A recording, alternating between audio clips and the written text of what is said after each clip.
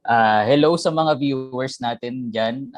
Today is we will discuss where to invest extra cash. No? So first, balikan natin, kailangan mo munang mag-save for emergency funds. No? Pangalawa is you need to have life insurance. And then pangatlo, kapag may extra savings ka pa, then you need to invest na. Kasi papatayin lang ng inflation rate yung purchasing power ng savings mo kung isa-save mo lang siya sa bangko. So, kung saan natin siya i-invest, bakit yung mayaman, ang mga mayayaman na, ito yung mga investment options ninyo. Next. Next. Okay.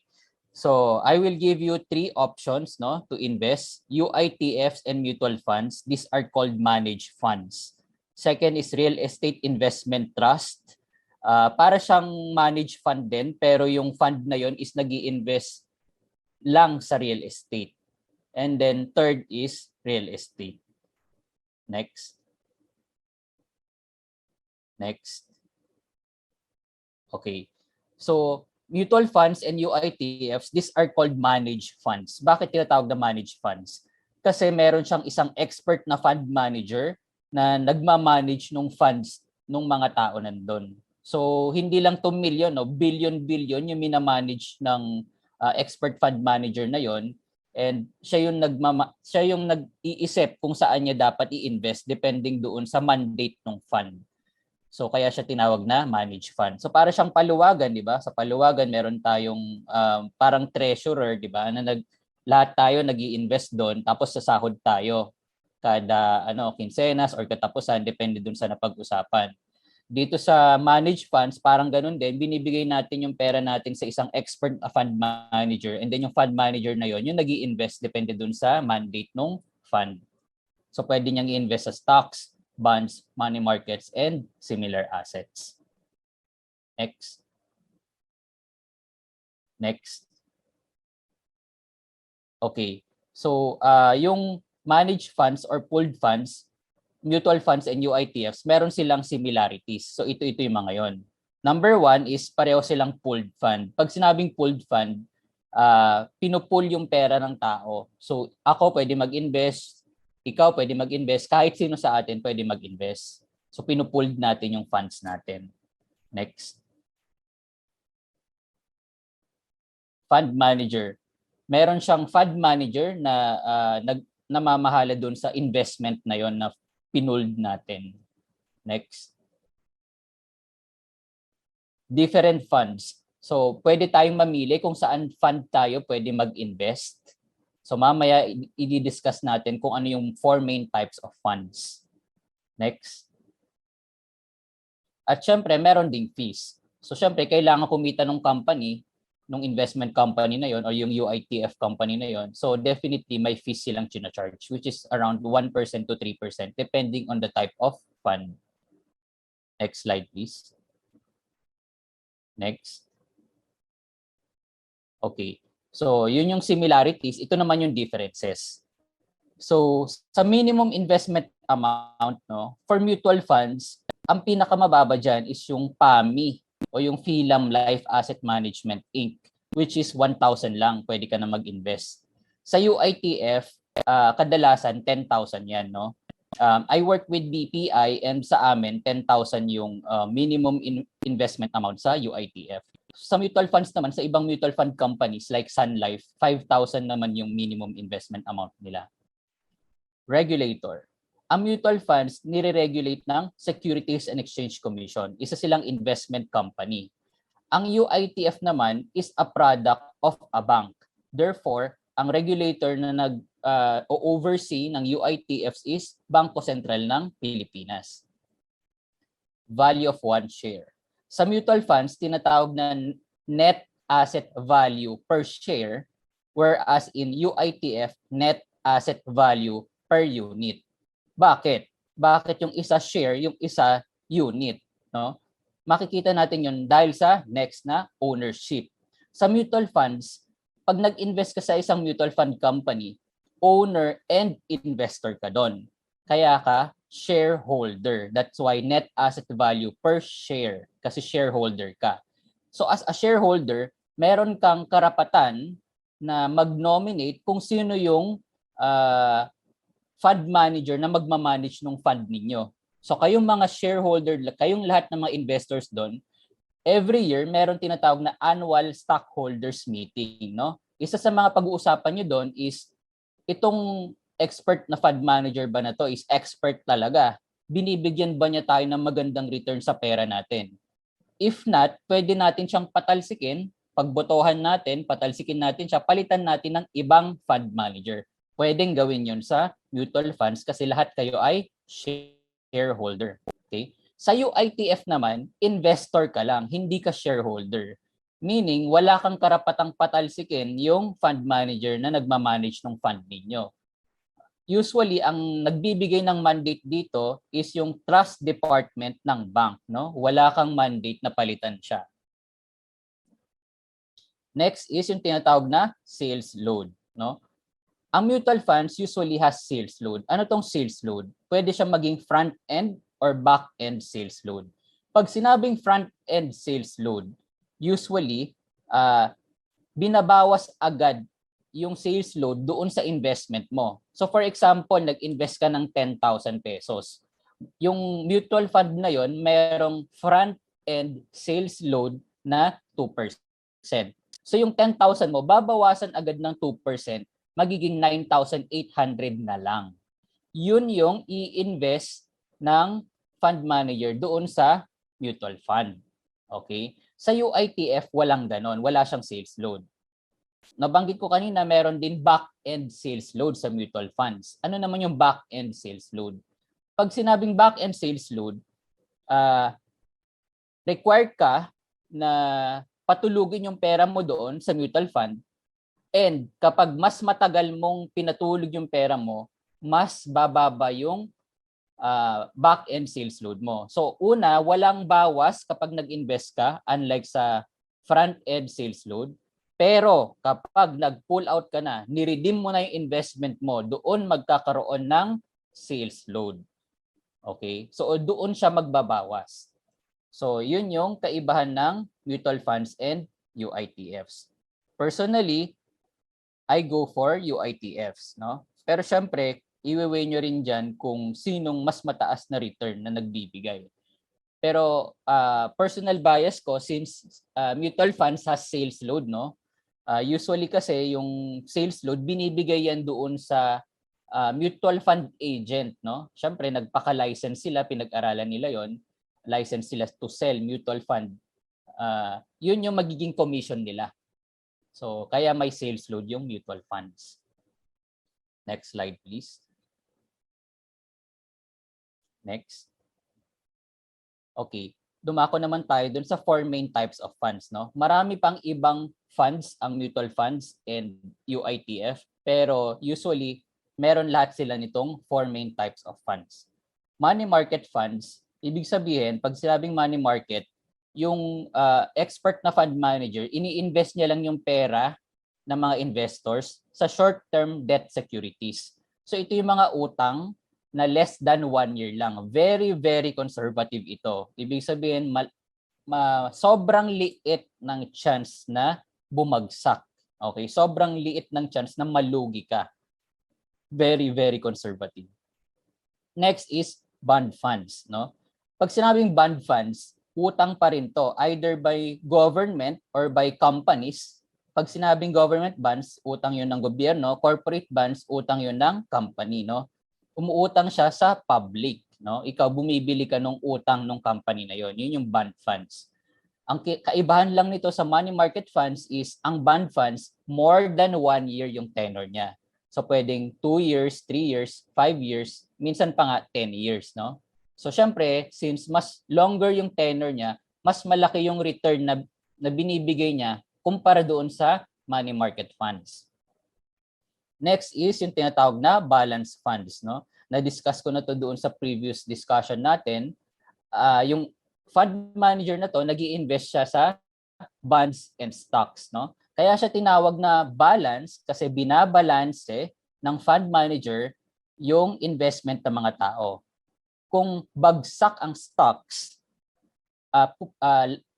lalagyan niya ng malaking allocation yung bonds. Kunwari, sabihin nating 95% bonds, 95% stocks, no? Kasi bagsak yung stocks so 5% ang ilalagay niya doon. Ngayon, pag pataas naman yung stock market, babalik na rin naman niya. Pwede niyang gawing 95% stocks naman and 5% bonds. So nilalaro niya, binabalanse niya depending doon sa condition ng market. Kaya siya tinawag na balanced funds. Next is equity funds. Pag sinabi mong equity funds naman, 98 to 99% ng investment funds nung fund na yon is naka-invest sa stock market. So, bakit hindi 100%? Syempre, dahil ina-allocate nila yung 1 to 2% doon sa redemption ng mga investors. Kasi what if may nag-redeem, di ba? Tapos lugi yung stock na pinag-investan ng fund. So, syempre, iiwasan nila na ibenta yon kasi nga lugi So, kukuha sila dun sa 1 to 2% na allocation nila for redemption. So, yun yung equity funds. Next slide, please. Okay. Next. Okay. So, paano ka mag-i-invest? Kung interesado kang mag-invest dito sa managed funds, either mutual funds and UITF, ito yung mga steps, no? Unang-una is mag-approach ka ng isang mutual fund agent, no? Maghahanap ka nito. Pupunta ka lang for example sa Sun Life, sa Philam Life, etc. May marami kang makikitang mutual fund agent, no?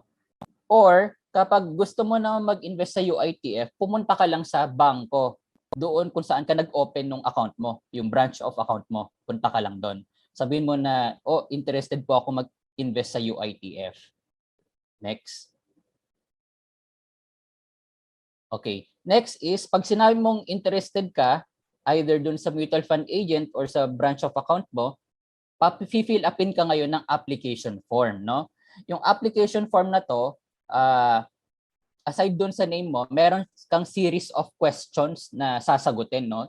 I-determine nito yung risk appetite mo. Kung ikaw ba yung conservative, ibig sabihin takot kang malugi, or aggressive na okay lang sa iyo na taas baba yung investment mo kasi long term ka. Meaning mas malaki yung chance na tumaas yung return because of long term yung investment mo.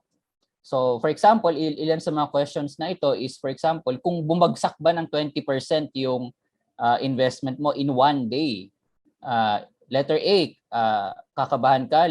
Letter B, ipo-pull out mo na. Letter C, hahayaan mo lang doon. So mamimili ka doon sa mga multiple choice questions na yon. And at the end of the questions, merong point system yon. So depende doon sa number of points na ma-accumulate mo, yun yung isa-suggest nila sa iyo na fund, no? Kung sa money market ka ba, bond fund ka ba, balance fund ka ba, or equity fund ka ba? Or doon pa sa ibang fund na available doon sa UITF and mutual funds. Next. Then third is nominate a settlement account and choose which fund to invest in. So again, bibigyan ka nila ng options depending dun sa point system, dun sa questionnaire na sinagutan mo. Sabihin, sir, ikaw po ay conservative. So ito yung mga funds na pwede mong pagpilian. Ito yung mga conservative funds na pwede kang mamili. And pag sinabing settlement amount or settlement account, yun yung pag-i-investan mo. So saan kukuha ng pera si mutual fund or si UITF? So syempre doon sa savings account mo kung sa bangko to. Okay? Ngayon, pag binenta mo naman yung UITF mo, investment mo, doon naman niya i-credit yung proceeds pag binenta mo. So pag mag-invest ka, doon siya kukuha ng pera. Kapag nag-redeem ka, doon naman niya ilalagay yung proceeds. Yun yung tinatawag na settlement account. Next slide, please. And then, give the minimum initial investment amount. So, for example, for UITF, 10,000 siya. So, ibabawas na lang doon sa savings account mo. Next slide, please. Okay. So, paano naman mag-redeem, no? Siyempre, nakapag-invest ka na. Hinayaan mo for a certain period and then sabihin natin, tumubo na siya. So gusto mo na siyang i-pull out ngayon. Ito yung steps naman. Next. So again, doon kapag mutual fund ka nag-invest, i-approach mo yung mutual fund agent na, oy, mutual fund agent, gusto ko nang mag-redeem ng investment ko. So doon sa investment mo, binigyan ka niya ng parang certificate of participation. Iso-surrender mo sa kanya yon na, oh, ito po yung binigay niyo sa akin dati, gusto ko nang i-redeem, no? Ngayon, isa sa mga nagustuhan ko kung bakit UITFs ang prefer ko versus mutual funds is that banks have their mobile apps na, no, integrated with UITF. So sa amin, for example, sa BPI, every day, no, pwede kang mag-pull out kasi wala siyang holding period. So yun ang isa sa mga kinagandahan ng UITF. Ang mutual funds, usually may holding period yan. Ang UITF, specifically for BPI, wala siyang holding period. So pwede kang mag-invest ngayon, kinabukasan, i-pull out mo, pwede yun. But again, hindi siya advisable kasi dapat patulugin mo muna yung pera. Remember that time is a friend of investment. So sa mutual fund, pwede kang mag-pull out via mobile app lang. So personally, nagawa ko na to, nagbabakasyon ako, tinitignan ko yung UITF investment ko, and then nakita kong tumaas yung stock market since sa equity funds ako naka-invest, pinull out ko siya via mobile app lang. So pwedeng gawin yun as long as you have an internet connection. Next. Okay. So indicate how many shares or units you want to redeem. So for example, meron kang 10,000 shares or 10,000 units, 10,000 shares kapag mutual funds, 10,000 units kapag UITF, then pwede ka mag-partial redemption. Hindi mo nang kailangan i-withdraw lahat eh. Pwedeng for example, out of 10,000 units, 2,000 lang i-withdraw mo or 5,000 lang, pwede yon. Hindi mo kailangan na full redemption. And then again, meron siyang tinatawag na cut-off time, no? Yung cut-off time, ganito yon. Usually, sa amin, hindi ko alam kung ano yung cut-off time sa ibang banks. But sa amin, pag equity funds ka nag-invest, usually 11 a.m. ang cut-off niya. Ano yung cut-off time? Pag nag-invest ka ngayon, yung stock prices ngayon, doon magbe-base yung NAV po nung fund. Okay? So, ngayon, pag nag-invest ka, after the cut-off time, which is 11 a.m., kung na 11:30 ka nag-invest, yung NAV po na magre-reflect kinabukasan, yun yung pambibili mo ng funds. So, paano nga ba nag-work to? Mamaya makikita natin yung tinatawag na net asset value per unit. Next. And then, sign it. So, pipirmahan mo lang. Kapag sa UITF ka via mobile app, no need na itong mga sign it na to. Pindot-pindot ka na lang. Next. And then, proceeds will be credited to your nominated settlement account within 1 to 4 days. So, depende, no? Kapag stock equity funds ka nag-invest sa UITF, usually 3 days lang nandun na. Kapag bond ka, usually mga 1 to 2 days lang nandun na agad dun sa settlement account mo. Next. Okay. So, ito yung isa sa mga example ng UITF kung paano makikita yung NAV po and ano-ano yung mga ibang investment choices na po pwede mong gawin, no? So, this is an example of BPI Asset Management Trust Corporation, bpiassetmanagement.com na website. You can go to products and services sa taas and then makikita nyo yung investment funds. Ito lahat yung ino-offer ng BPI na UITF, no? Lahat tong mga to. So denominated siya sa Philippine peso and meron din US dollar. And doon sa pinaka sidebar niya sa right, meron ka makikitang net asset value per unit or NAV po. So every day pina-publish ito ng bank, no? So paano nga ba nagre-reflect yung kita mo or losses mo sa isang mutual fund or UITF investment? So ang pinaka-key dito is yung NAV po, no, sa UITF and NAV PS sa mutual fund. So take for example yung NAV po sa UITF. For example, nag-invest ka 1 yung NAV po ng fund na yon, no? So for example, nag-invest ka 10,000, 1 peso yung NAV po ng fund na yon. So 10,000 divided by 1, meron kang 10,000 na units, no? So every day gumagalaw yung investment kung saan naka-invest yung fund manager. So yung 1 pwede maging 0.98, 1.1, 1.3, 1.5, 2 for example, no? After several years, for example, naging 2 na siya, no? Sabihin natin mga 1 or 1.5 year, no? So yung 10,000 units mo, i-multiply mo ngayon yon sa current NAV po niya. So for example, kung naging 2 na yung NAV po niya after 1 or 1.5 years, so 10,000 times 2, kasi may 10,000 units ka, times 2, ngayon 20,000 pesos na yung original na ininvest mong 10,000. So ang pinaka-key dito na babantayan mo is yung NAV po, or net asset value per unit. Next slide please. Okay. Here is a case study kay Alfonso Gonzalez, no?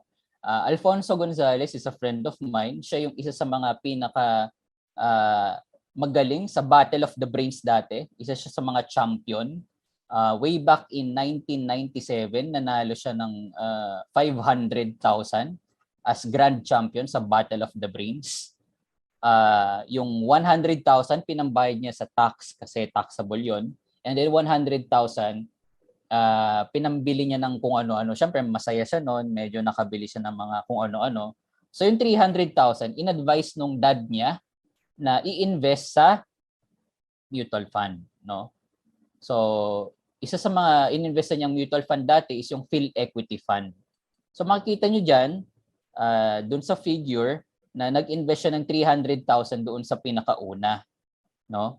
Tapos makikita niyo somewhere in 2015, yung 300,000 niya naging 3 million plus na, no? 3.6 million. So hinayaan niya lang yung pera doon. Again, makikita nyo rito yung tinatawag na power of compounding, no? Hinayaan niya lang yung pera niya doon. Yung expert na fund manager, yun yung nagmamanage nung pera niya. And then pinabayaan niya lang doon. And then tumubo from 1998 to 2015 naging 3.6 million. And then from 2015 nag-invest na siya sa stock mismo, stock market. So, namili na siya ng specific companies na pag-investan niya. Pero I just want to point it out here na pwede niyong pabayaan yung pera nyo sa isang mutual fund or UITF and patubuin lang yon. Hayaan nyo yung fund manager na siya yung mag-invest para sa inyo. Next slide, please. Okay. So, tapos na tayo sa managed funds. Dumako naman tayo sa real estate investment trust. Okay. Pag sinabong real estate investment trust, isa siyang stock company na traded sa stock exchange. Pero itong company na to nag-i-invest lang sa real estate. So, imagine niyo para siyang mutual fund din, no? So, maraming tao yung nag-i-invest doon. And then yung fund manager, hindi siya nag-i-invest sa bonds, money market, stocks, etc. Kundi sa real estate lang. Doon lang siya nag-i-invest, no? Ang kagandahan nito is they are mandated by law to distribute at least 90% of income every year as dividends. So nagbibigay sila ng dividend, no? So dalawa yung advantage dito kasi yung presyo nung stock na yon dito sa Philippines, we only have one REIT which is yung AREIT, Ayala Real Estate Investment Trust. May mga properties silang minamanage, yung Solaris 1, Ayala North Exchange, McKinsey Exchange, and Teleperformance Cebu. No, so lahat ng mga kita nitong mga buildings na to, from rental income, 90% of it dinidistribute nila as dividends doon sa mga stockholder nila. And at the same time, yung stock nila, tumaas na to. 2 years ago, nag-IPO sila sa stock market from 25 lang yata yung IPO price nila. Naging 45 na ngayon. So dalawa yung capital gains mo rito, no? dun sa stock market price, and then at the same time yung dividends na dinidistribute nila 90% of income every year.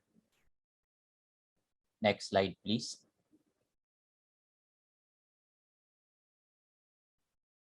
Okay. So dumako naman tayo sa real estate investing.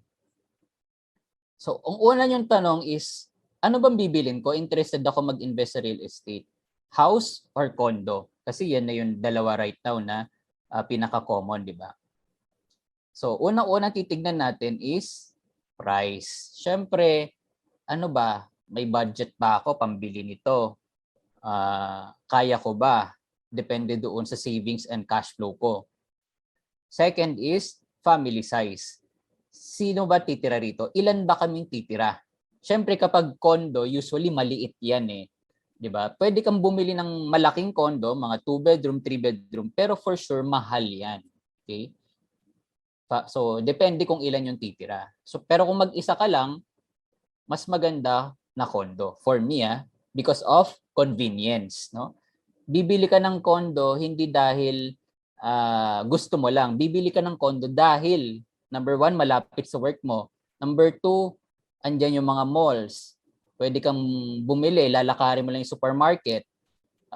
Pwede kang magsimba dahil nandyan lang yung simbahan. Or andyan lang yung school ng anak mo. Tatawid ka lang, di ba? Iiwas ka sa traffic eh. Yun yung pinaka main problem right now sa Metro Manila specifically, di ba? So, matraffic. So, at least makakasave ka ng oras mo dahil sa convenience.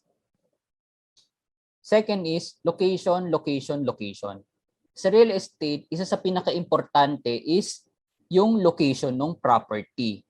So, kung ikaw yung isang investor, ano ba yung target market mo? Ikaw ba yung bibili ng condo dahil gusto mong parentahan sa mga estudyante? Therefore, dapat malapit sa schools, colleges yung condo na bibilin mo, or ikaw yung tipo ng tao na mas gusto ko yung mga employees na nagtatrabaho sa Makati CBD or Ortigas CBD, BGC CBD. So between the two, kung ako papipiliin, I would rather choose yung mga properties na malapit sa Central Business District, no? Kasi employees tong mga to eh. As long as they have jobs, meron silang trabaho, they can pay the rent dahil may sahod sila. Okay? So, next is, who is the developer and what is their track record? So, titignan nyo rin kung sino yung developer nung condo na yon or nung real estate na yon. Ano ba yung track record nila? Ilan na ba yung nagawa nilang condo or property development? Ano ba yung mga reklamo ng particular na mga residents doon sa mga condos na yon, no? So, yun yung isa sa mga titignan nyo. Next is assess your cash flow. So, determine how much you can pay, how much you can allocate to monthly amortization. So, syempre, magma-monthly amortization ka dyan, no? Kapag wala kang cash na pambayad. Recording in progress. So, next is, sasabihin mo, ilan sa buong monthly income ko na natatanggap, whether from salary or from side business, magkano ba yung kaya kong i-allocate para doon sa amortization na yon? Okay? Ang maximum na pwede nyong i-allocate is 30% only, no? Kapag sumobra ka na doon, ibig sabihin you cannot afford that condo or property. Kasi syempre marami ka pa ibang gastusin, di ba? Pwedeng nagre-renta ka pa, pwedeng meron ka pang utility bills na binabayaran, mga food expenses, etc. No? So ang pinaka-gauge mo rito is maximum of 30%. No? Kapag hindi kaya ng sahod mo or ng income mo, yung monthly amortization, wag mo nang bilhin. Ibig sabihin, you cannot afford it. Next is, if you lost your job or your main source of income, how long can you pay the amortization? So, for example, kapag nawalan ka ng trabaho, gaano katagal mo pwedeng bayaran yung amortization based on your savings, no? Siyempre, hindi naman guaranteed na may trabaho tayo lagi, diba? Especially right now na pandemic, usong-uso yung nagle-lay off ng mga companies. So, i-assess mo rin how much is your savings. Kapag nawalan ba ako ng trabaho, ilang months ko kayang bayaran itong monthly amortization ng property na to.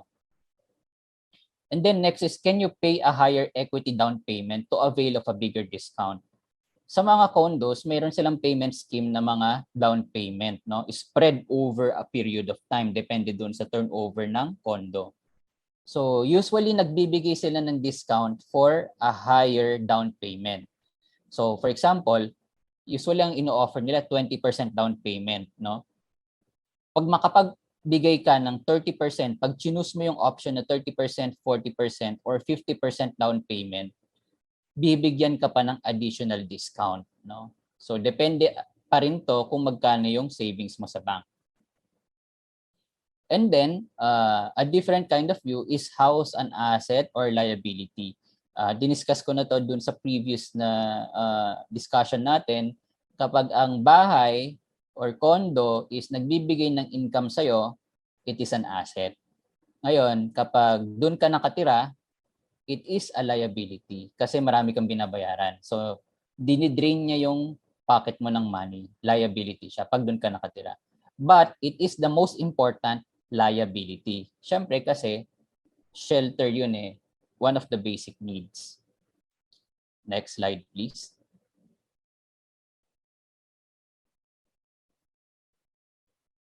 Okay. So to end this slide, Franklin Roosevelt said, real estate cannot be lost or stolen, nor can it be carried away. Purchased with common sense, paid for in full, and managed with reasonable care, it is about the safest investment in the world. Next slide, please. Okay. So dumako naman tayo dun sa specifically condominium investing. So isa sa mga tatanungin mo siguro is, ano bang bibilin ko? Pre-selling or ready for occupancy? Pag sinabing ready for occupancy or RFO, nakatayo na yung building, kahit kailan pwede ka nang lumipat at tumira doon. Okay?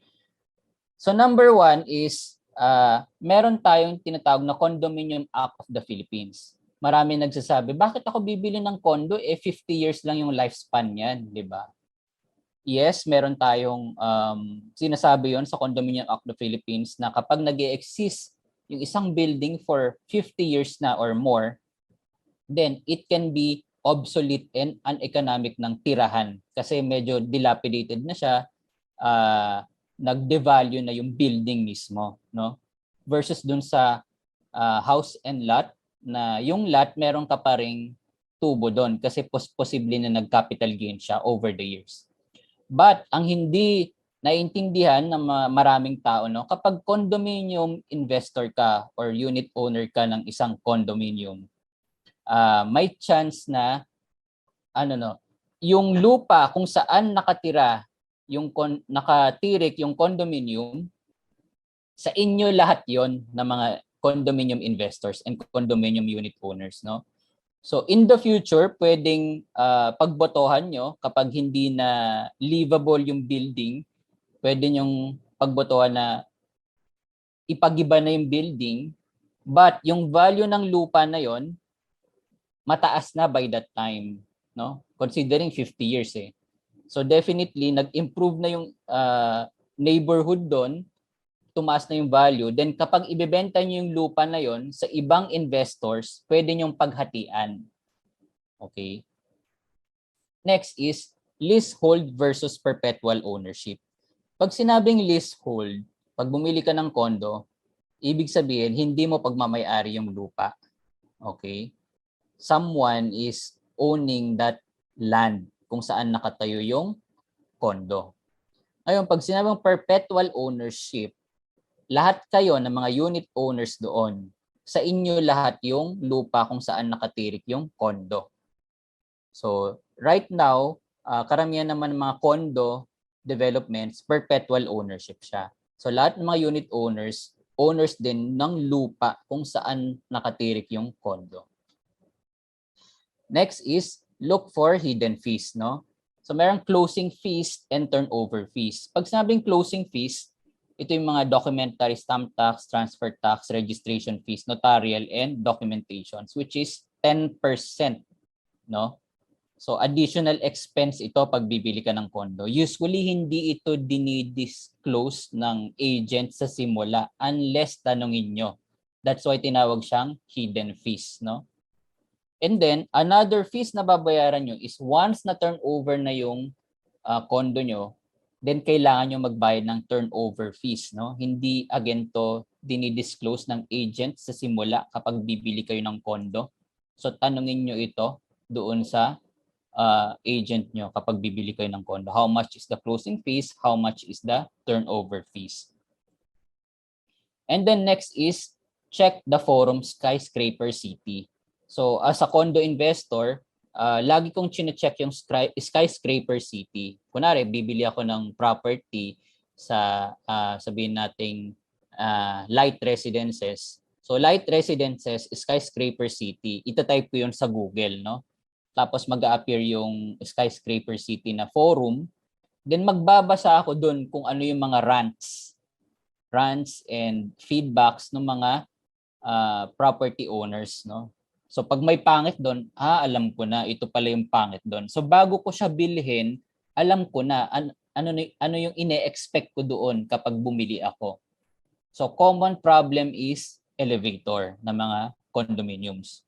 Elevator, pangalawa is for example, may mga noisy ganyan na mga kapitbahay or may mga ginagawa doon sa area na maingay. Syempre kailangan mo ng tahimik na lugar para makatulog ka, di ba? So yun yung ilan sa mga common problems sa condo. Next is, do you need parking, no? For me, bias ako sa hindi ako bumibili ng parking. Why? Kasi ang parking right now is very expensive, no? In fact, katumbas siya or more than price ng isang kotse. So, ang advice ko is you can choose wisely kung saan yung location ng condo na bibilin mo.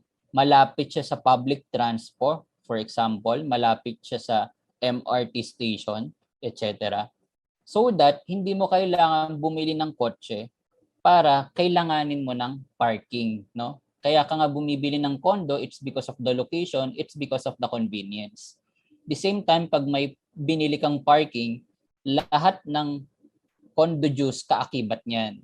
So meron kang insurance charges, meron kang association dues doon sa parking na yon. And at the same time, meron ka pang real estate taxes din. So ito yung mga ilan sa mga maintenance cost mo. So real estate taxes, every year binabayaran mo yung amilyar, kahit parking may amilyar yan. Second, association dues, kahit parking may association dues yan. Third is building insurance, kahit parking may building insurance yan kasi part siya ng building. And four, common area taxes and insurance. So doon sa common area, for example, yung swimming pool, etc., meron ka ring binabayaran doon. And since part ng property mo yung parking, again, may babayaran ka doon sa space na kinokonsume ng parking. So mahal magka-condo. So basically, kung ako bibili lang ako ng maliit, no? Specifically kung ako lang naman yung titira. Kasi lahat ng mga maintenance cost, the higher yung unit size mo, the higher itong mga maintenance cost na ito. Next slide, please.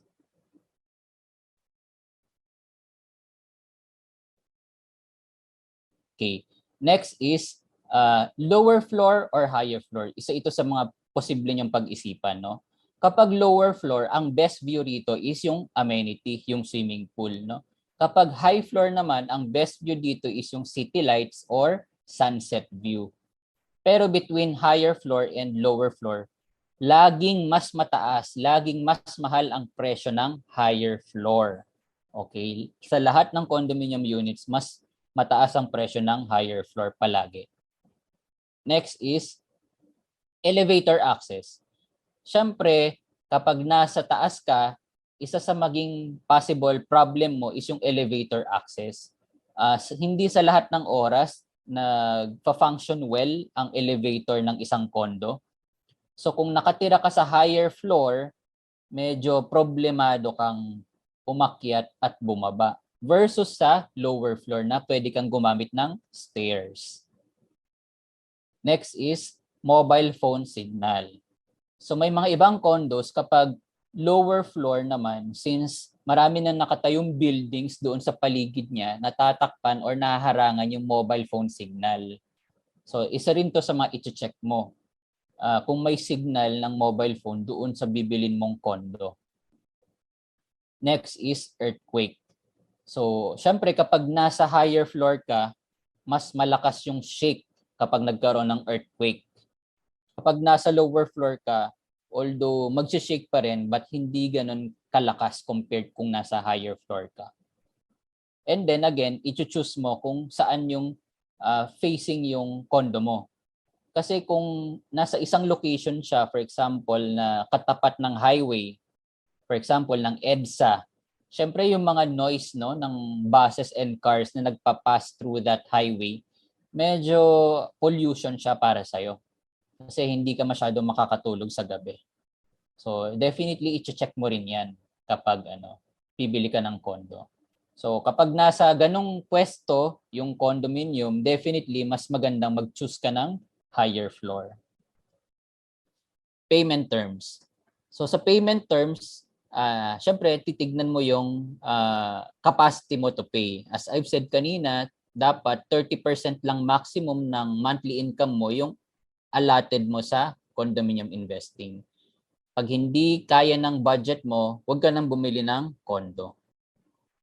For RFO, check zonal value. So again, kanina sinabi natin, it's either pre-selling or ready for occupancy.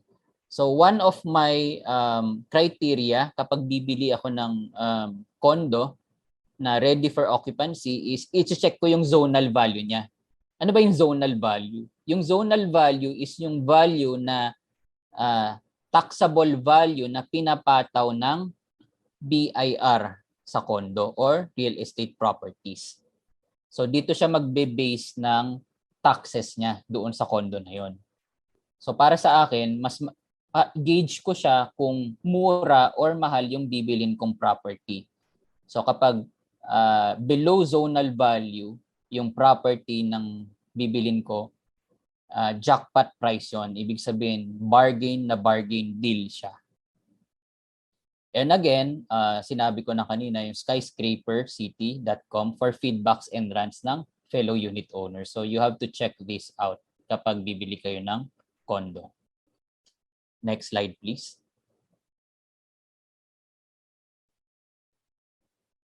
Okay. So to end this slide, I will just share my most favorite quote of all time.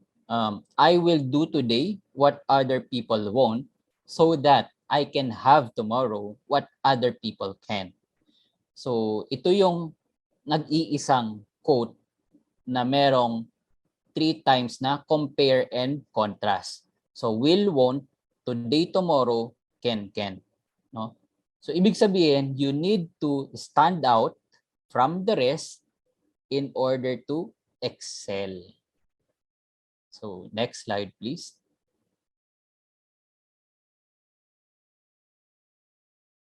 And then, personal finance is 80% discipline and 20% skill, no?